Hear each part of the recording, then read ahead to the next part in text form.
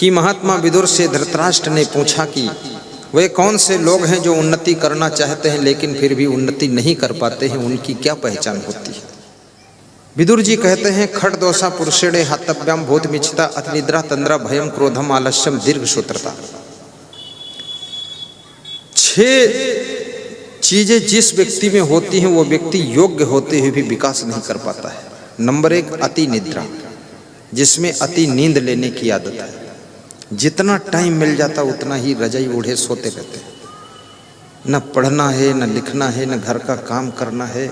उनका नाम ही सोने लाल है, सोना देवी, वो सोती रहती है। और कितने सास बहू में सोने के कारण ही झगड़ा होता है, कितने बाप बेटों में सोने के कारण ही झगड़ा होता है। अंधाधुंध सोते हैं लोग, हाथी बेचकर सोते हैं, स्वयं हथनी बन जाते हैं, सोते रहते हैं। थोड़ा जागो भी। 7 घंटे से ज़्यादा यदि आप सोते हैं तो समझ लो आप अपने परिवार के साथ, शरीर के साथ, समाज के साथ अन्याय कर रहे हैं, देश के साथ। और 6 घंटे से कम सोते हैं तो आप अपने शरीर के साथ अन्याय भी कर रहे हैं, क्योंकि आपका शरीर विश्राम नहीं पाएगा। 6 घंटे गहरी नींद का सुख लीजिए और फट से सोइए, झट से उठिए। कितने लोग कहते हैं हमको नींद ही नहीं आती, बिस्तर पर सोता हूँ नींद नहीं आती। आंखें मूंद लेना चाहिए, हाथ पांव ढीले कर देना चाहिए। एक फार्मूला बताता हूँ, फट से नींद आएगी। आज शाम को पेट भर खाया न करो, अगर भूख नहीं है तो बिल्कुल मत खाया करो। सोने से आधा घंटे पहले से पानी मत पिया करो, बस। ज़्यादा से ज़्यादा आधा गिलास से कम थोड़ा दूध पी लिया करो। भोजन थोड़ा जल्दी कर लिया करो, कम खाया करो। शाम को बिल्कुल खाली पेट ही रहे, एक फार्मूला। दूसरा, जब सोया करो सोने के पहले सोच लिया करो कि ये मृत्यु लोक है, यहाँ सबकी मृत्यु हुई है। हमारे बाप मर गए, बाप के बाप के बाप के बाप मर गए, और सब मरते जा रहे हैं। जानवर मर गए, पंछी मर गए, गिजाई मर गई, केचुआ मर गए, कछुआ मर गए, घोड़ा हाथी मर गए, और सब रिश्तेदार मर गए। अब हमका मरे बचा, हम मरी। ये सोच लो कि मरना है, और मरने के बाद इस घर में आना भी नहीं है। पक्का नहीं इस घर में तुम्हारा जन्म होगा, दूसरे घर में होगा, दूसरे जिले में होगा, दूसरे प्रदेश में होगा। तो जब मरना ही है, सब छोड़ना ही है, ये भी पता नहीं कब मरना है। आज ही मर सकते हो, यहाँ से जाने के बाद मर सकते हो, तो इतनी चिंता, इतनी टेंशन क्यों लादे हो। आज छत्तीसगढ़ से हमारे पास में फ़ोन आया, मलपुरी के भक्त मुकेश साहू जी बोले पिताजी की मृत्यु सुबह हो गई गुरुदेव। हमने कहा बीमार थे? बोले बिल्कुल नहीं, स्वस्थ थे, हंसते थे, बोलते थे, बैठे थे, देहांत हो गया। तो हमने कहा रोना धोना मत मुकेश, तुम धैर्य रखना। पिताजी की तुमने सेवा किया, सम्मान बढ़ाया, दफन कफन करो, शाम को फिर बात करूँगा। ये मृत्यु लोक है, इसमें कब कौन कहाँ कैसे मर सकता है कुछ पता नहीं। फिर इतना आफा काफा, इतनी टेंशन की सो भी ना पाओ, क्या फायदा। तो ये सोचो कि मौत होनी है, सब छूटना है, सब समाप्त होना है, और लेट जाओ, आंखें बंद कर लो, मूंद लो आंखें, हाथ पांव ढीले कर दो। न ठंडी लगनी चाहिए, न गर्मी लगनी चाहिए, इतना ओढ़ लीजिए जैसा मौसम वैसा। निश्चिंत होकर दरवाज़ा बंद कर लीजिए, मेन गेट में ताला मार दीजिए, चाबी अपने पास रख लीजिए, चिंता न रहे। कोई विचार मन में आता है, प्लानिंग आती है, डायरी में नोट करके रख दीजिए और निश्चिंत हो जाइए। और हाथ पांव ढीले कर दे, आंखें बंद कर लीजिए, और मोबाइल में यूट्यूब में प्रवचन चालू कर दीजिए। आप मेरा नाम सर्च करिए असंग। इसमें कितने लोग हैं जो मोबाइल के यूट्यूब में मेरा प्रवचन सुन चुके हैं? जरा दोनों हाथ उठाएं। Very good.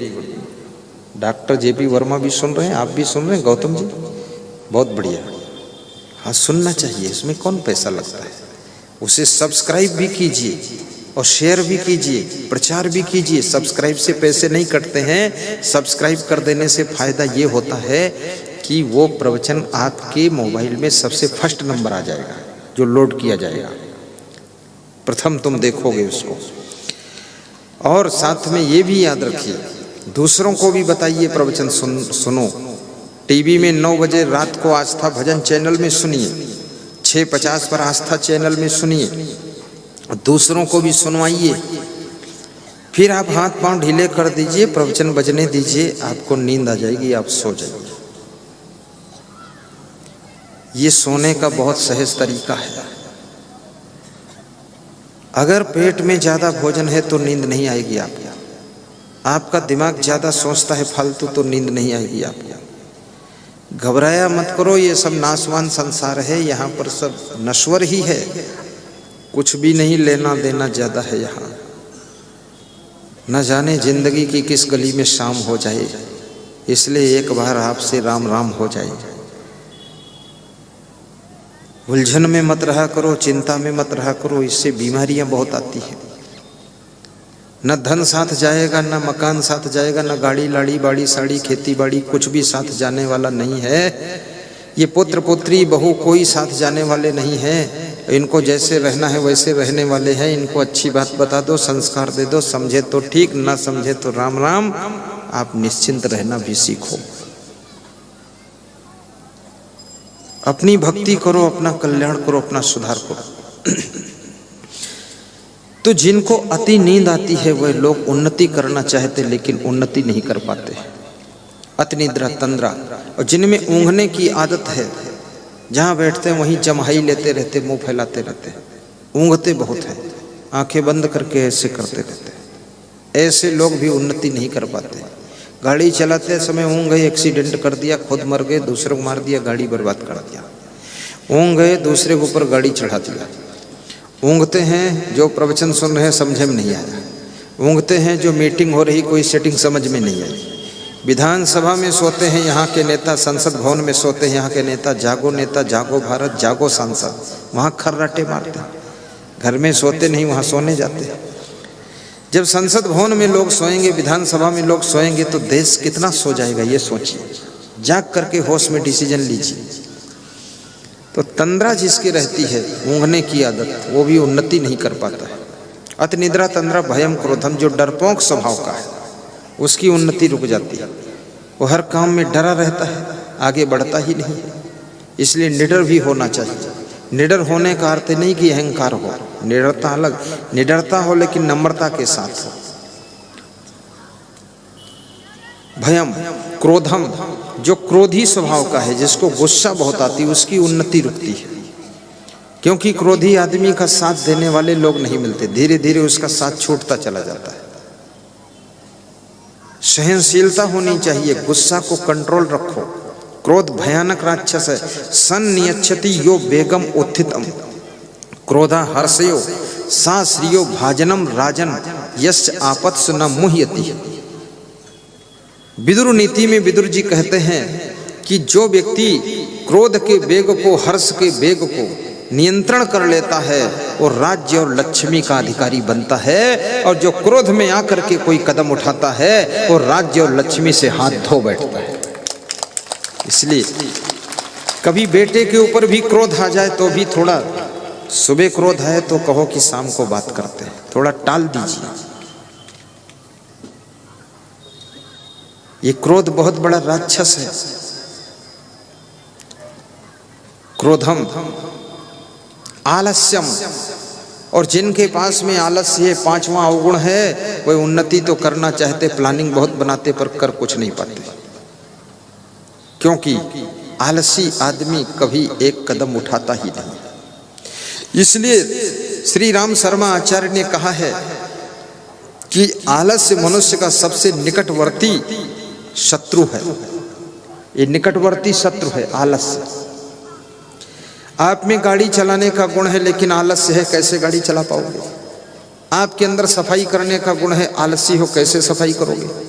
आपके अंदर प्रवचन करने का गुण है, आलसी हो, लेटे हो तो प्रवचन कैसे कर पाओगे? आपके अंदर बहुत सारे गुण भरे हैं लेकिन उन गुणों का प्रयोग आलस्य के कारण नहीं हो सकता है। इसलिए आलस्य मनुष्य को जीरो पर पहुंचा देता है। आलस्य को दूर करने वाला ही संसार में हीरो बनता है, वो जीरो नहीं बनता है। आलस्योपहता विद्या पर हस्ते गतम धनम, अलग बीजम हतम क्षेत्रम हतम सैन्यम नायकम। आलसी की विद्या नष्ट हो जाती है, दूसरे के हाथ में गया हुआ धन नष्ट हो जाता है, कम बीज बोने से खेत नष्ट हो जाता है, और सेनापति के बिना सेना नष्ट हो जाती है। इसलिए आलस्य को, दुकानदार को आलस्य हो दुकान ही नहीं खोल पाएगा। आलस्य आपको गरीब बनाता है, आलस्य आपका अपमान कराता है, आलस्य आपको साधारण बना देता है, आलस्य आपको दरिद्री बना देता है, आलस्य आपको कंगाल बना देता है, आलस्य आपको जीरो पर लाकर खड़ा कर देता है, आलस्य आपके मान सम्मान को भी खत्म करा देता है। परिश्रम का गुण ही आपको आगे बढ़ाने में मदद करता है।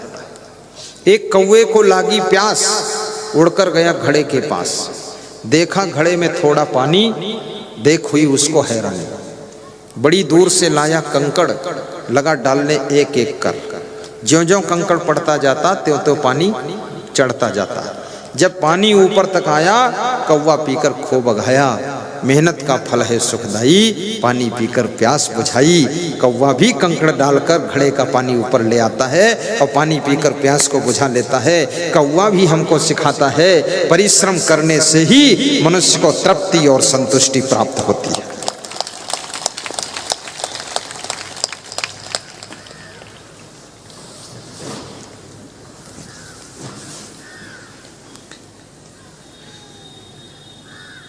छठी चीज है दीर्घ सूत्रता। जो लोग दीर्घ सूत्री होते हैं, अर्थात बहुत देर तक सोचते रहते हैं। एक आदमी के नाक में मच्छर घुस गया तो अपने मित्र से कह रहा था, मेरी नाक में मच्छर घुसा है। मित्र ने कहा, छिनक दो, फेंक दो, और क्या है? बोले, विचार कर रहा हूं। इसमें विचार करने की क्या बात है? कार्यों को फटाफट भी कीजिए, डिसीजन भी समय पर लीजिए। उम्र निकल जाने के बाद में शादी का डिसीजन लेना, समय निकल जाने के बाद चुनाव लड़ने का डिसीजन लेना, और वक्त खिसक जाने के बाद में दुनिया में बहुत बड़े काम करने के लिए सोचना, ये सब व्यर्थ होता है। समय पर डिसीजन लीजिए, सही डिसीजन लीजिए। धीरू भाई अंबानी ने बहुत अच्छा Pacific medical college Rajasthan Udaipur में सेंटेंस लिखा था कि अच्छा सोचो।